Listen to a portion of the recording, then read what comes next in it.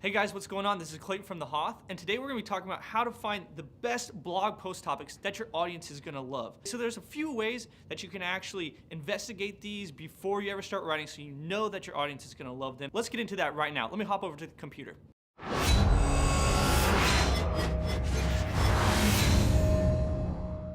One of the first things I think you could do that's one of the easiest and also the most effective is do some competitor research.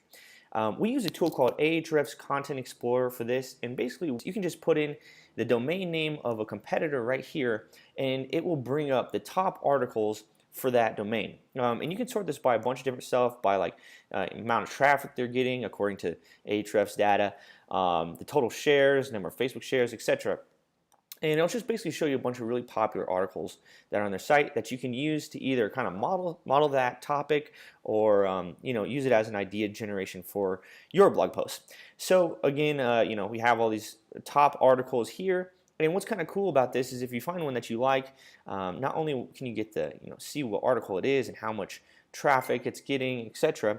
You can also just hit this little details button and it'll show you a bunch of cool information like organic keywords. So you could also incorporate these keywords into your article and hopefully get some of that traffic as well. Now this is kind of like an internet marketing niche type example. You don't have to do that. If you're in different niches, it still works. So you can either put in a competitor or a high-ranking website, or a very popular website in your niche. So, for instance, houses, like construction, all kinds of stuff like that. So again, you can just see that this will bring up the very popular posts. Another cool tool that you could use if you don't use Ahrefs Content Explorer is Buzzsumo. That's another good one that does something very, very similar to this. So the second part of competitor research that you can do is you can look for competitor keywords or key phrases that are getting a lot of traffic. One cool tool that we use for that is SEMRush.com. Basically, you just come up here to organic research, type in a competitor. In this case, I'm using Moz because they're very popular in the SEO industry. Just to show you an example, you go over here to organic research and go to positions. And this will show you every keyword that basically Moz ranks for. I did a little bit of filtering to find how-to articles they've written that have at least 100 searches a month in traffic, and I could just come down here and see that there's some pretty popular keywords that I could use as ideas for blog posts, like how to start a marketing company, how to do keyword research, although that's kind of general, how to start a marketing firm, how to get more blog traffic, how to do a 301 redirect, how to use Google Analytics. So you get the idea. You can see that there's a lot of different keywords. You don't have to do this how-to thing. You can just type in your competitor there, go to positions, see what kinds of keywords they're ranking for, and that can really help you generate ideas of blog posts that you could write to target those same kinds of keywords. So this is another way that you can reverse engineer your competitors directly through that keyword research. Another really cool website that we use is reddit.com. There's a lot of different subreddits or sections of this site where people can post articles and upvote their favorites and make all kinds of comments. So pretty much for any niche, there's usually a subreddit for that, and you can find what's going on in the industry and find some trending topics for that. So for instance, here's how you do it if you're in the productivity niche. Basically, you just come to reddit.com, click over here in the search bar, and then that'll bring up a search page, and you can see by the subreddits here. You can also see maybe some top posts. For the purposes of this, we'll just go to the productivity subreddit. You can see right here, it's just like a whole section just for productivity. And then I like to come in here and sort by top, and then you can see the top from the past 24 hours, week, month, year, depending on how active it is. I like to go to just all time and see what's there. And here you can see that some of these articles have hundreds of upvotes, and you can really just get some ideas of different articles that are getting lots of upvotes or lots of comments that you could either use or model, turn that into your own. Another cool way to find some ideas is use this website called Answer the Public. And what it is, it's kind of like a Google autocomplete scraper, but on crack. So what it'll do is you can put in a key phrase and it'll look at all the autocomplete phrases that would come up if you're searching in Google. It'll also add a bunch of pre-words and post-words and all kinds of jazz like that.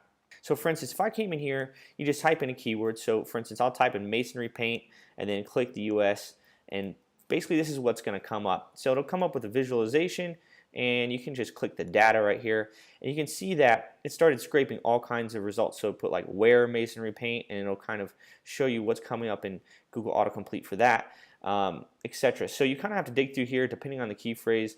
Some things are more useful than others. You can see here it came up with stuff like how to remove masonry paint from brickwork, etc. But if I came down here and I looked at this right here, it says masonry paint 4. So people are searching masonry paint for like a lot of different things. One thing that they're searching for is masonry paint for fireplace. So using this to kind of base an idea of an article I could write, I could go see if that's a popular topic or not, masonry paint for fireplace. So I went over here to Ahrefs Content Explorer, typed in paint fireplace, and I can see that right here, how to paint a brick fireplace has got, it's 420,000 shares, so that's a very popular article. So I'd definitely be able to, if I was trying to sell masonry paint, I could come in here and just create an article around how to paint a brick fireplace, and that'd be a really good article to create, because everybody that's wanting to paint a brick fireplace probably needs my paint. So yeah, you can use this answer the public to really generate all kinds of queries, all kinds of ideas that you can use to turn into articles. And then last but not least, a really cool way to keep track of everything that's going on in your industry and make sure you're up to date with everything is aggregate all the RSS feeds with something called Feedly. Yeah, like I said, it's basically an RSS aggregator. You can put in all of the top sites that you want to follow. It'll all aggregate them in one spot. So here's what it kind of looks like on the inside. You can see here I made a little tab for SEO where I follow a bunch of different SEO blogs, and it'll just show me all of the articles that are coming out. It'll even give me a little score right here, will tell me how popular it is, and so I can quickly go through here and see if there's any kind of news that I would want to use as a topic for my blog, or I can also see articles that are getting traction and possibly use those as well for topic ideas. So that's pretty much it. Those are the top ways that you guys can find really cool validated blog post topics for your blog. Hope you like this video. Cheers. Hey guys, thanks for watching the video, and if you click right here, we're going to give you the list of the top SEO tools that we use every day to run our multi-million-dollar SEO company. Also check us out on social media. We got Facebook, Instagram, and make sure you subscribe to keep up with future updates at the HOTH.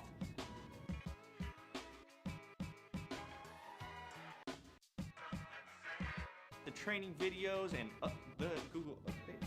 Make sure that you Instagram, Facebook for all that. And, God damn, this is terrible.